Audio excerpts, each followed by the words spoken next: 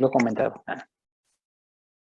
Yo tengo una duda sobre el uso de la indometacina, el ibuprofeno y el paracetamol para el Ok, cierre de... cierre del conducto arterioso. Ajá. ¿Cuál es? Ahorita que Porque hablamos. antes vi que nada más se manejaba indometacina e ibuprofeno y ahorita ya Ujú. están manejando más paracetamol. Ok, Entonces, ¿cuál pues, es el mejorcillo? ¿O cuál usted nos podría decir? No, pues este. ok, pues el mejor de todo siempre es la indometacina. La indometacina intravenosa es el tratamiento de primera elección para el cierre farmacológico del conducto arterioso. La cuestión es que en México, por ejemplo, no hay indometacina IV, entonces recurrimos al ibuprofeno vía oral. También la recomendación es que debe ser ibuprofeno IV, pero lo mismo, en México no hay ibuprofeno IV. Y en muchos países de Latinoamérica no hay ibuprofeno y por eso hay varios protocolos de investigación donde se usó paracetamol como AINE en lugar de indometacina e ibuprofeno. Pero bueno, yo como cardiólogo tengo una observación ahí. Muchos de estos protocolos han sido hechos por neonatólogos. Y entonces los neonatólogos agarran y dicen, tengo 20 niños hospitalizados, les voy a dar a todos paracetamol IV. Y luego hacen su estudio y descubren que 18 de ellos se les cerró el conducto y 2 no, y dicen, bueno, pues fue súper efectivo porque les dimos paracetamol y cerraron 18 de cada 20 el conducto arterioso. Pero ahí hay un sesgo, porque acuérdense que el conducto arterioso se cierra de todas formas, con o sin medicamentos. Entonces, muy probablemente esos niños iban a ser solito el paracetamol. Los estudios hechos con paracetamol no están bien documentados. Muchos son hechos por neonatólogos y es un problema en realidad. Lo que sí está bien documentado es el uso de indometacina, ibuprofeno y B. ¿Qué otras preguntas tienen? Creo que sí, yo. Perdón. Adelante, No, adelante. adelante, adelante. Bueno, yo tenía duda ahí porque nos comentaba el compañero Nabil que la comunicación interventricular es la causa número 1. Pero yo encontré que en México, según la GPC, es la persistencia del conducto arterioso. Entonces, ahí me quedan, o sea, más común en el país. Ok. En general, de todas las cardiopatías, la cardiopatía más frecuente es la comunicación interventricular. Es la más frecuente de todas. Se dice que por sí misma representa el 20 al 25% de todas las cardiopatías. De todas las cardiopatías, yo hasta luego les hago la broma a mis residentes que si dicen siempre C y B, una de cada 5 veces le van a atinar porque siempre, o sea, representan el 20% de todas las cardiopatías, ¿no?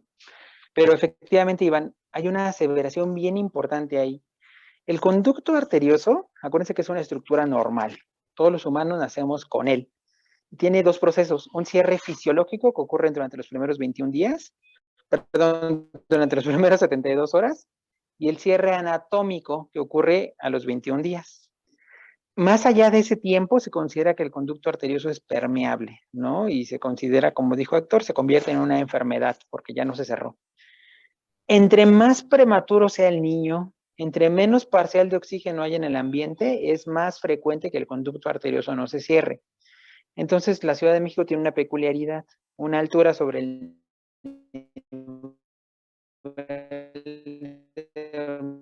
mar, casi 4,000 metros. Eso aunado a que somos mucho mayor cantidad de población, eso aunado a que hay mucho embarazo adolescente y eso aunado a que hay mucho prematuro. Eso hace que en México, México ciudad, México capital, la cardiopatía más frecuente sea el conducto arterioso. Entonces, de ahí viene esa confusión. O sea, en México país sigue siendo la C y B, igual que en el resto del mundo. México ciudad, lo más frecuente es conducto arterioso, precisamente por esos factores agregados que tenemos. Va que va, gracias, Doc. ¿Qué otra pregunta tienen por ahí? Creo que son dos preguntas sobre eso del tratamiento farmacológico. Primera es, si el uso de indometacina durante el embarazo condiciona que exista conducto arterioso permeable, ¿cuál es el mecanismo para que lo utilicemos en el aspecto del cierre farmacológico? ¿Y cómo lo hacemos? O sea, pues yo también nada más leí que era paracetamol, ibuprofeno o indometacina, pero el tratamiento, ¿cómo se hace? O sea, ¿cuántos días? ¿Cómo lo manejan? Toda esa situación. Ok. Bueno, la indometacina también en el embarazo aumenta el Doc, riesgo. se escucha lejos por el... Sí, ya, Pero ya, perdóname, es que pensé que era mi antenita. Es que ya tenía que conectar mi teléfono porque no tenía batería, pero bueno, rápidamente. El conducto arterioso, acuérdense que es una estructura normal en útero. Cuando una mujer embarazada, seguro ya pasaron por gineco, tiene amenazas de aborto, le piden reposo y muchas veces le ponen la indometacina intrarrectal, ¿no? Con el fin de disminuir el proceso inflamatorio y las contracciones.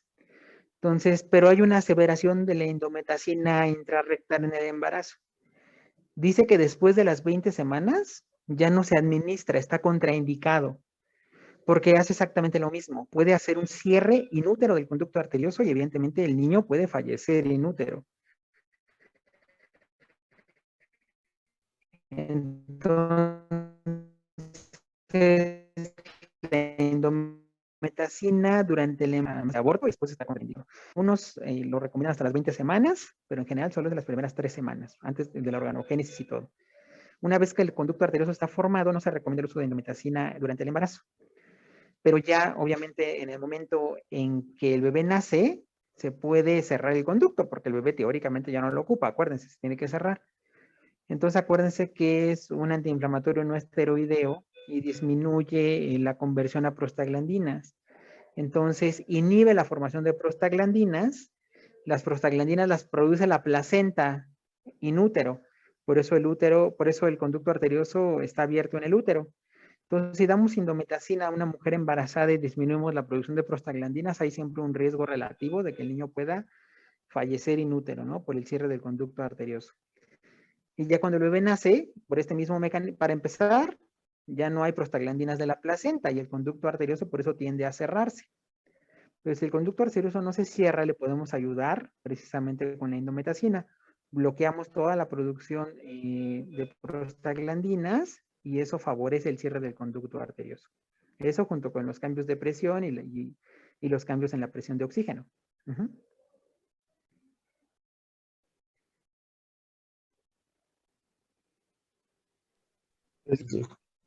¿Ok?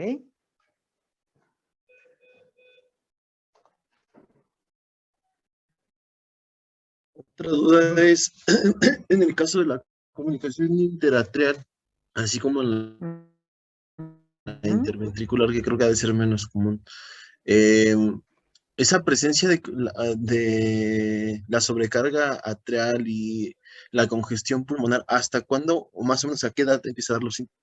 Ok. Una buena, ¿cómo decirlo? Razonamiento sería el siguiente. Depende de la fisiopatología de la enfermedad y Héctor lo dijo muy bien. En estas enfermedades, CIB, CIA y conducto arterioso, acuérdate que las manifestaciones clínicas dependen del tamaño del defecto. Entre más grande sea el defecto, más síntomas va a tener. Y él también lo dijo, si el defecto es muy pequeño, una CIB pequeña, un conducto pequeño, una CIB pequeña, generalmente el niño puede estar asintomático y a lo mejor solo le escuchas un soplo, ¿no? Entonces, la primera aseveración sería esa. Depende del tamaño. Entre más grande sea un defecto, más síntomas va a tener y a una edad más temprana. La otra pregunta, Iram, sería, ¿qué pasaría si yo tuviera un conducto de 5 milímetros, una sella de 5 milímetros y una CIB de 5 milímetros? De esas tres, ¿cuál va a producir síntomas más temprano? El conducto arterioso. Porque acuérdate que el conducto arterioso tiene cortocircuito continuo. Todo el tiempo pasa sangre. Entonces se genera insuficiencia cardíaca más rápido. Después sería la CIB, porque la CIB, acuérdate que hay un hoyo entre los ventrículos y la diferencia de presión ocasiona el cortocircuito. Y entonces es mucho más rápida el desarrollo de insuficiencia cardíaca. Y finalmente la CIA. La CIA es la que menos síntomas produce, la que menos repercusión hemodinámica produce, a pesar de que las tres tuvieran un defecto del mismo tamaño. Esa sería la respuesta a tu pregunta. O sea, la CIA desde mi punto de vista de cardiólogo pediatra, se los he comentado luego a mis residentes, es que la CIA es la más difícil de diagnosticar de todas las cardiopatías congénitas. ¿Por qué? Porque puede tener asintomática, porque puede no tener soplo, porque puede pasar desapercibida. Y por eso, ojo, acuérdense que la CIA es la cardiopatía congénita más frecuentemente diagnosticada en adultos. ¿Por qué? Pues porque pasaron toda su infancia, toda su vida pediátrica, sin que alguien les dijera que tienen una CIA. Porque no causan síntomas. Esa es la cuestión, Iram. El conducto arterioso generalmente desarrolla insuficiencia cardíaca a edades más tempranas. La CIB a edades moderadas y la CIA, a edades tardías. Aquí en la práctica clínica lo que vemos es que el conducto arterioso empieza a manifestarse como desde los 3 meses o 4 meses de edad. La CIB entre los 4 y los 6 meses. Mientras que la CIA, de verdad, han llegado niñas de 14 o 15 años y apenas se les diagnostica CIA porque no habían tenido síntomas hasta el momento. Muchas Doctor, gracias, doctor. ¿cómo es ese ¿Vale? soplo en maquinaria que menciona de la persistencia del conducto arterioso? Ok. Si quieres eso ahorita, al final de la retroalimentación, voy a hacer un comentario precisamente sobre las características clínicas de los soplos para que les quede un poquito más claro.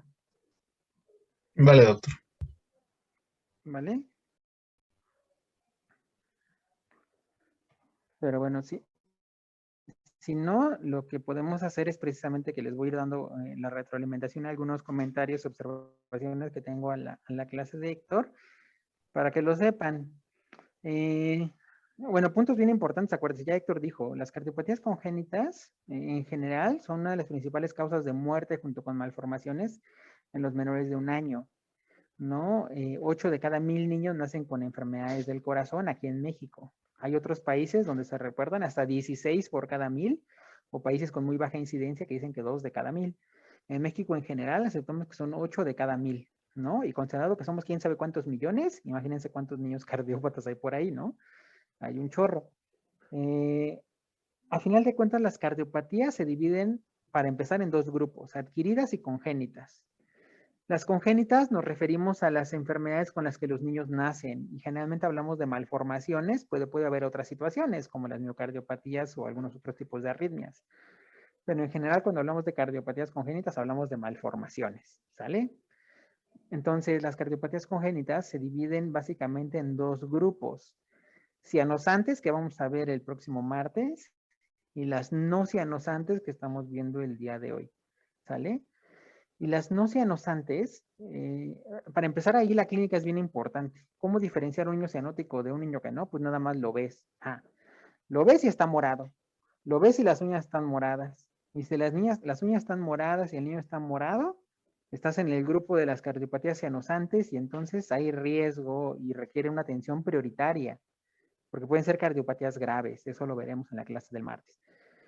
Pero cuando el niño no tiene cianosis, el niño generalmente va a tolerar muy bien la cardiopatía, dependiendo de cuál se trata y como lo dijo Héctor, dependiendo del tamaño, ¿no? Entonces, para fines didácticos, solo hay 2 tipos de cardiopatías congénitas no cianosantes. Entonces, déjame ver dónde estoy, aquí. Entonces, las cardiopatías congénitas no cianosantes, ¿sí lo alcanzan a ver ahí? Ok. Básicamente hay 2 grandes grupos. ¿Cuáles son?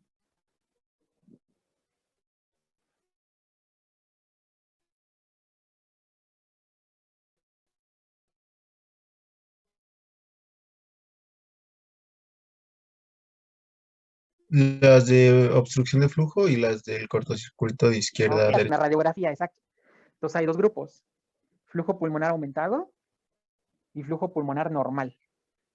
Y aquí viene la observación que quería hacer en el caso de la presentación de Héctor. Dijo que había de flujo pulmonar normal o disminuido, pero no, sáquense eso de la cabeza, ¿sale? Ahorita voy a explicar por qué. Pero las cardiopatías no cianosantes básicamente se dividen en flujo aumentado y flujo pulmonar normal, ¿sale? Y ya por ahí escuché que Iram dijo, las de flujo pulmonar normal, ¿qué tienen en común, Iram? La congestión pulmonar y la sobre... ya. Sí, la sobrecarga de de cámara derecha. No, Sería que son obstructivas, ¿no? exacto. Entonces fue Iván. Perdón, pensé que había sido Iván. Bueno, fui yo solo. Entonces, efectivamente, son obstructivas. No hay cortocircuito. Solo son obstructivas, ¿sale? ¿Y estas qué tienen en común? Ya también lo dijeron por ahí. Que tienen cortocircuito de izquierda a derecha. Eso es lo que tienen en común, ¿no? Ahora, ¿cómo entenderlo? Díganme cuáles son las obstructivas. Estenosis pulmonar. Ujú. Aórtica. Estenosis pulmonar, estenosis aórtica. Y la ¿sí? coartación del aorta. Y la coartación aórtica. Solo son ejemplos, porque hay otros. Pero esos van a ser los ejemplos que vamos a usar el día de hoy.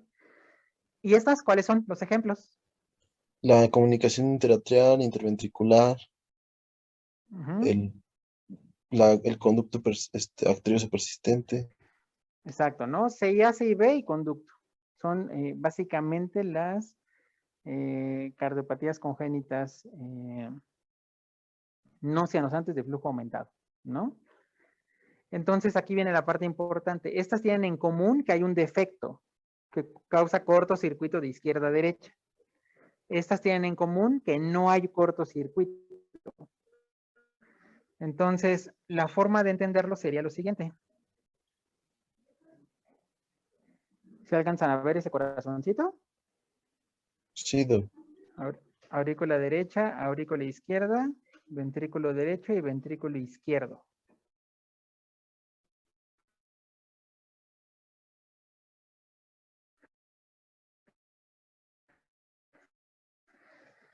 La cosa aquí,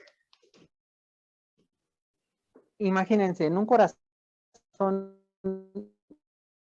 sano, si llegaran 4 litros de sangre aquí, 4 litros se van a ir aquí.